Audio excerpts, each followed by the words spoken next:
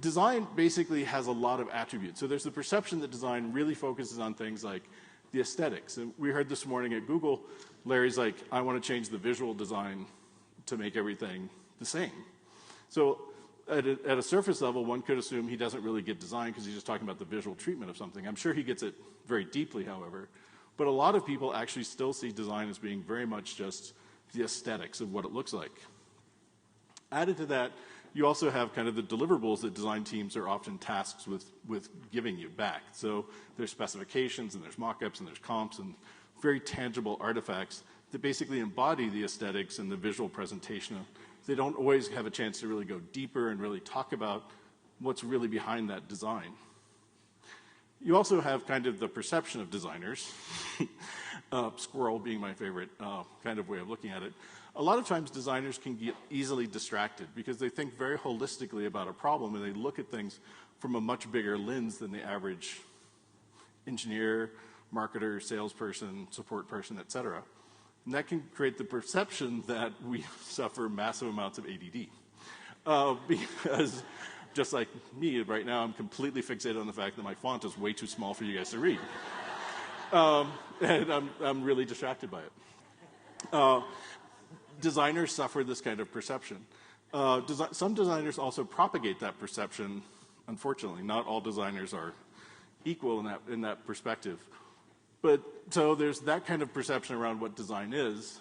And then there's the areas where design can have impact. And this is where it gets a little more interesting. As we were just hearing from Todd, both the what and the how are on the table these days in terms of what design really can do. The process behind design, the thinking of design, can really have a big impact there. Also in the organization, design as a whole, as a culture, as a philosophy, if you will, can have a really big impact. The thing that's interesting is that, you know, different parts of design in terms of brand or product or service or customer support, all of those things can actually be part of the design deliverable. It's a question of who's going to do that design work in that organization. But the other big piece is the measurements. So when you're actually designing something, you have to think about the success metrics. Now, oftentimes, you know, friends of mine who work at other companies in the Valley, one of them just sent out an update a couple weeks ago. They won some big design award from the AIGA about something that they'd done on their website. My reaction was like, who cares?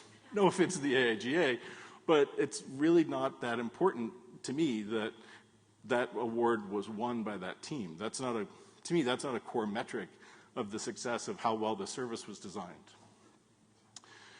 Aligning the metrics around the rest of the company becomes much more interesting to me, where you really want to have upfront alignment. So this morning, some of the folks were talking about, you know, how do you build consensus?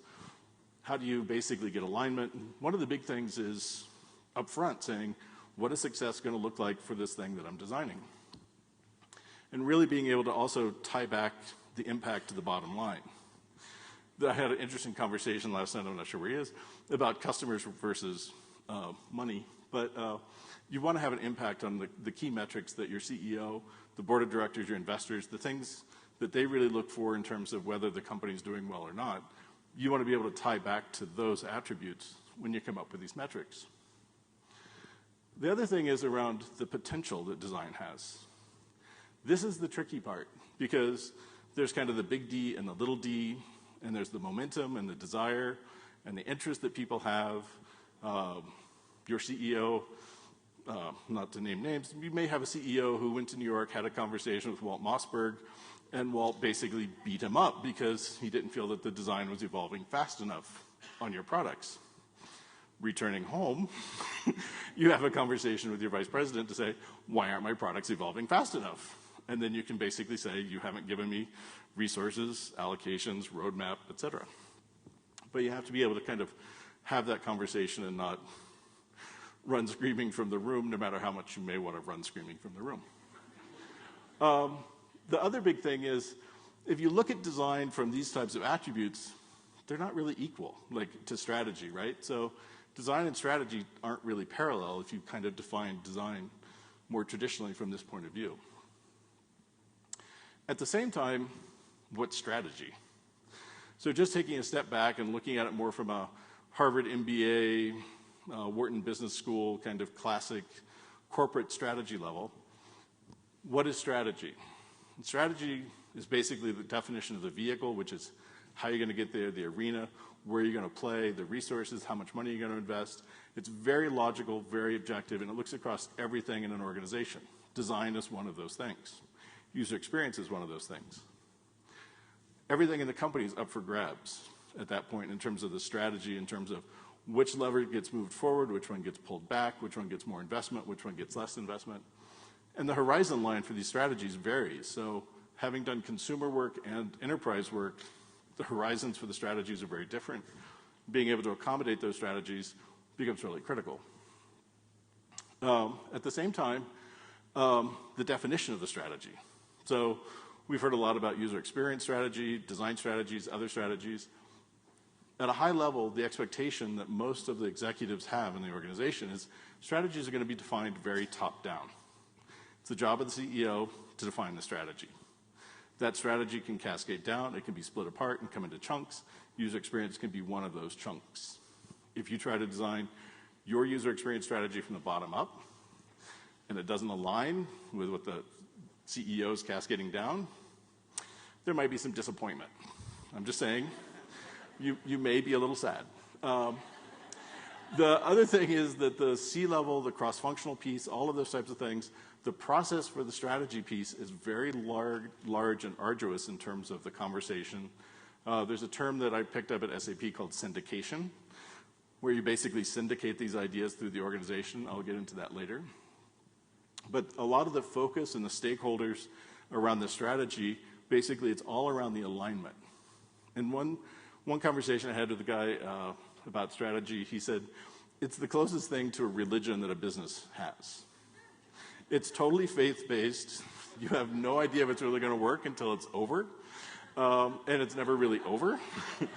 Hopefully it's not over too soon, in a bad way. But it really has to take into account a whole bunch of, like the whole universe of that company.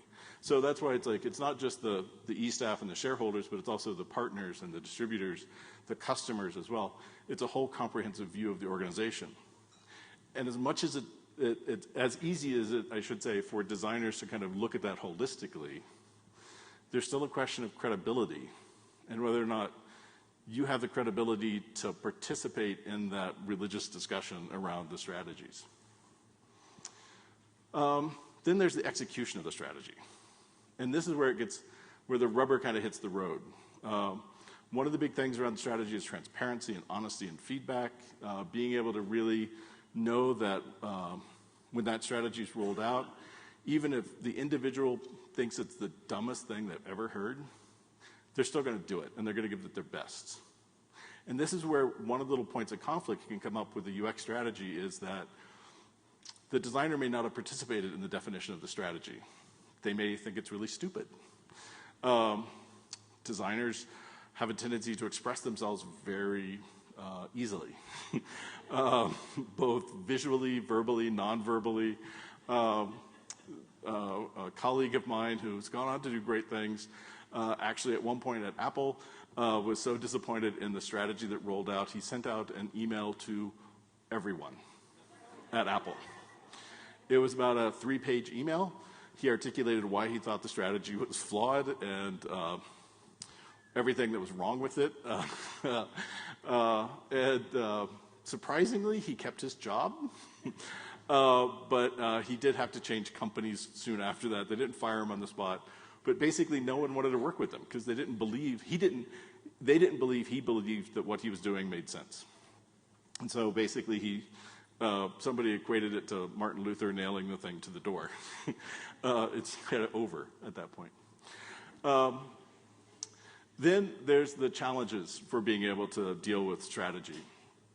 There are always challenges for being able to kind of approach and roll out strategies as well.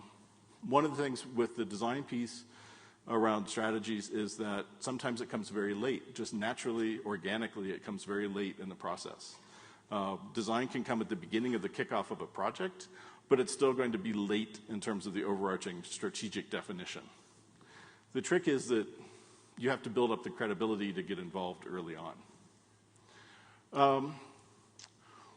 So here, from this view, like in the previous view, like definitely not equal, but here strategy is much bigger than design in terms of the function of design. This is the point of view that most corporations have around design.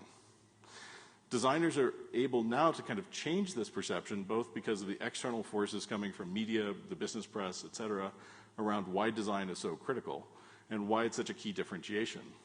The trick is whether or not the designers are up to the tasks to work with their executives, their CEO, to kind of actually sit at this table. So the table, I love the table metaphor because it's just, you can bring your own chair to the table, you could kick in the door, you could dance on the table, but there's still a bouncer in that room who's either going to take you and your chair and drag them away.